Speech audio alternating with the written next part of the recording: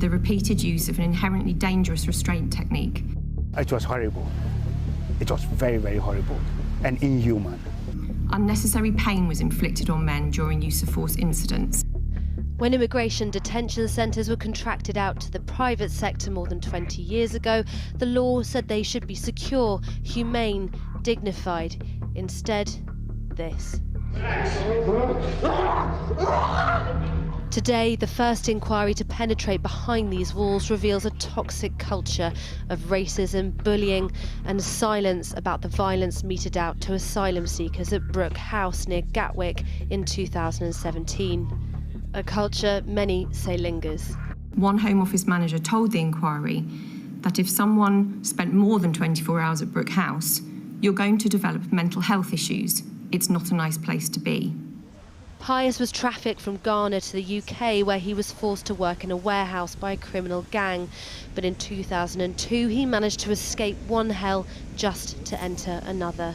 Finding myself in a country where I don't even know anything about and thinking the authorities will help me, I end up being punished this way. I feel very, very stressed and very, very disappointed. He spent years in and out of immigration detention centres, one of them Brooke House, where he says the man he shared a room with was beaten up as he was taken to board a flight.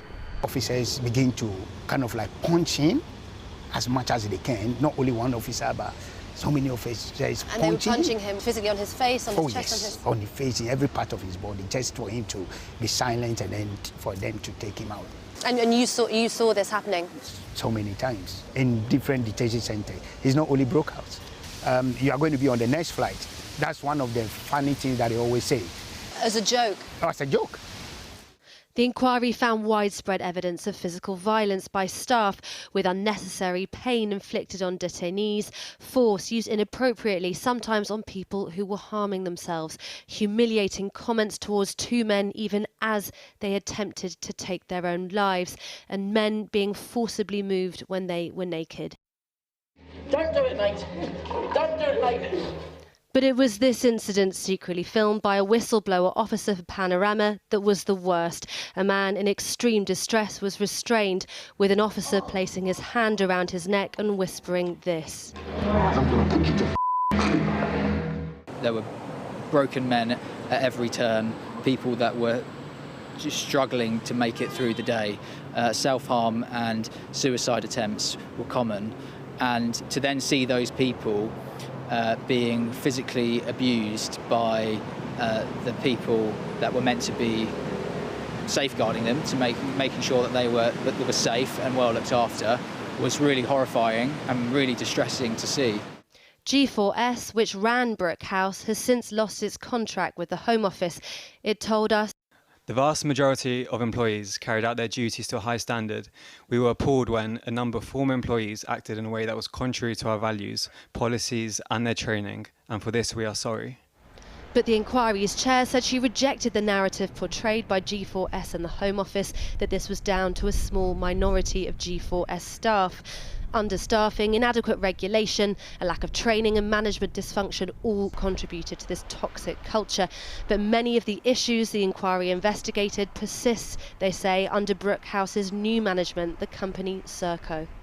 One of the most shocking things about this report is that some of the staff who were present and involved in the instance described still work at Brooke House under Serco, some of them in senior roles, even though the chair said they showed little or no real reflection on their actions. Now, Serco told us they'd increased staffing, they'd increased training, but their boss was forced to admit during the inquiry that the culture change that he was speaking of did not, in the words of the report, reflect reality. Charity Medical Justice, which offers help to people in detention, says this toxic culture exists elsewhere. These kind of issues could be occurring in any of the big detention centres, and the issue is that without this type of inquiry, we may not know the full extent of it. Victor was held for a month this year near London. They are second-class citizens, and once you're in detention, that's the policy, that's the ideology. The Chair's furthest reaching recommendation is that asylum seekers should spend a maximum of 28 days in immigration centres. The UK is the only country in Europe to hold them indefinitely, in some cases more than a year. But it's one that puts Chair Eaves on a collision course with the Home Secretary, who wants to increase detention centres and the powers to hold people in them for longer. Amelia Jen reporting. Well, the Home Office told us that the government had made significant improvements since the Brooke House inquiry and said that they remain committed to learning lessons from that report. Well, Kate Eaves, the chair of the inquiry, joins me now. Thanks for coming to the studio. Thank you. Looking at Brooke House from those images, bars on the window, barbed wire around the perimeter. How's it different from a prison? Well, I think, as I say in my report, the issue is that it's built to the specification of a Category B prison, and that's the equivalent of, say, HMP Wandsworth. These are not prisoners that are being held in this environment. They're not criminals. They've not been charged with a crime. They are people being held for administrative immigration detention purposes. And one of the reasons that I think the 28-day time limit recommendation is so important, that it is just not possible to deliver a decent, humane, relaxed regime, which is what is required for immigration detainees in a prison environment. I mean, some of the people you detail in the report have been kept there for a year. Is that usual or is that unusual? I heard from several witnesses, several just formerly detained people who've been kept there for many months, over a year in some cases. In fact, we have some statistics in the report about exactly how many people were kept for different periods of time. I think we need to really reflect on the fact that people's mental health deteriorates when they're in detention. There's a known link between that happening and the distress and anxiety that is caused by the uncertainty of detention is really detrimental. And you focused your report on a 4-month period in 2017. Those were the salad days of migration, if I can put it like that. And there were not that many people coming over. Now we've got much bigger numbers. So are the conditions even worse than they were then? Well, I think the concern is that when this inquiry was announced and when I was appointed as chair, there was a reduction in the use of immigration detention. The government has made clear its intention to increase use, and my report makes no comment on that. This is not about the government policy on immigration more broadly. My fear is that if we don't pay attention to the 33 recommendations that I've made in this report, that we risk the same issues happening again in other detention environments. And do you know whether the conditions right now in Brooke House are as bad as they were when you inspected it in 2017? Well, so what I've done, so the period of the report, which was that 5-month period in 2017, took very detailed evidence on that period of time. In order to make sure that my recommendations were meaningful, I obviously needed to look at what, if anything, had changed between then and now. I do remain concerned that there are issues around, particularly around safeguarding, and this is safeguarding for people who are especially vulnerable, such as people who have been tortured or who may be suicidal, and also safeguarding around the use of segregation. And I have concerns that there is still a misunderstanding and a misapplication of how those safeguards need to be applied to ensure that the most vulnerable people are not suffering and are not subject to extra harm. There's also a report out tonight that Suella Braverman, the Home Secretary, stopped the annual inspection of these facilities.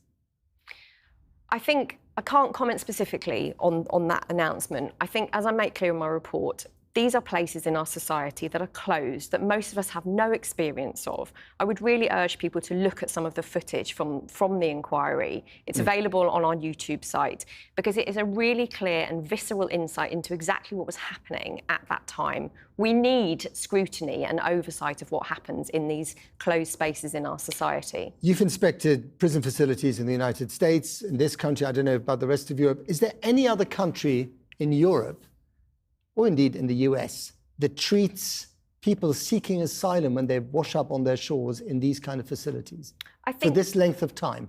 I think what's really concerning is, and I've been working in this field for over 25 years, and I've seen lots of very distressing things in lots of different places around the world. I think what is particularly striking about what was happening at Brooke House is the level and the extent of distress and stress, both on the part of detained people, but also the staff who were ill-equipped to deal with some of the complexities that they needed to deal with for people with profound mental health problems in very distressing situations. Vulnerable people. Absolutely. And there's a real need for a step change in how staff are trained and overseen and managed. Ultimately, whether or not the Home Office contracts other organisations, companies such as G4S or Serco, to manage these centres, the responsibility is that of the Home Office. They are the ones who are detaining people, and it is their responsibility to make sure they are overseeing that process. Okay. Katie, thank you very much indeed for coming in.